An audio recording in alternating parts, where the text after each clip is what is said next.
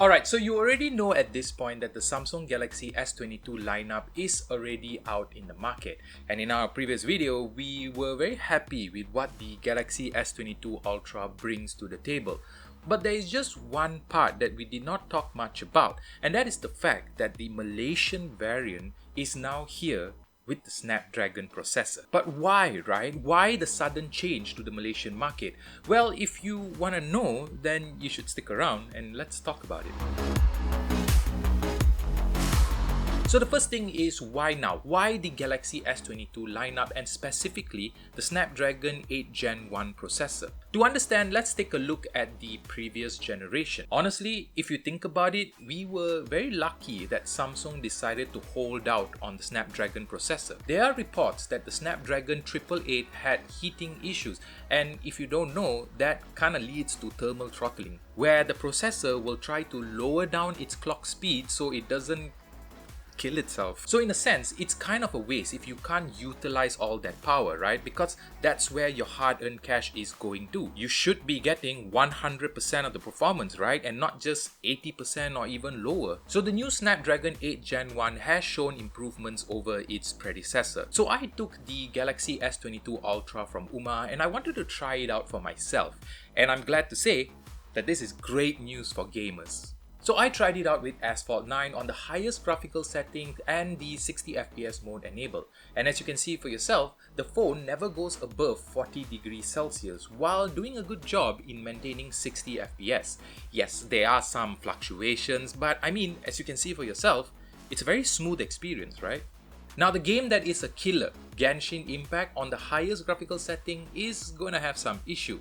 I mean, what phone doesn't have issue with this game, right? But that said, it manages to stay above 30 FPS while temperatures are also kept around 40 degrees Celsius. Now, it might seem like it's quite a high number, but if you can actually feel the phone, it doesn't feel all too hot. It is not uncomfortable to hold, which is a good thing because while the processor should play a part in the heat of the phone's cooling system should play the other part as well. And the Galaxy S22 Ultra is playing its part very well. So how is it playing its part, right? Well, that's thanks to the new vapor chamber cooling system that is able to spread and dissipate heat so it doesn't feel hot. And that's not the only element that's playing its part. It literally has layers of cooling modules and heat transfers to keep the phone cool. But those games aside, many other types of games that I tried, everything was very smooth and it was just a really nice experience to play games on this phone. Okay, but gaming aside, right, let's talk about everyday usage. Now, of course, I understand that the performance of a processor should only be shown in high intensity usage like gaming. But let's be honest here. How much time do you actually spend playing games on your phone over being on maybe like social media or even the web? But regardless of that, yes, overall it has been a great experience. My work apps launch up in a snap, and not to mention multitasking has been great. And just the ability to be more productive on the phone is really thanks to the combination of the software and the hardware. And with the combination of the super fast charging on the Galaxy S22 Ultra, you will also have minimal downtime with the phone, if you are low on battery that is. So thanks to all of that, I managed to get a day's worth of battery life out of this phone, and that included me using the phone normally as well as playing games. A phone's processor really is the beating heart of the phone.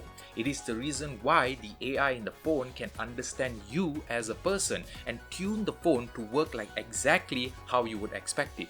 It is also the reason why pictures taken on the phone come out vivid and full of details, and why you can play the next generation of games on this phone, and also how you can stay in tune with the latest mobile network technologies. So yeah, like you, I'm also glad that we Malaysians get to experience the power of the Snapdragon processor in what is considered to be the best flagship phone of 2022.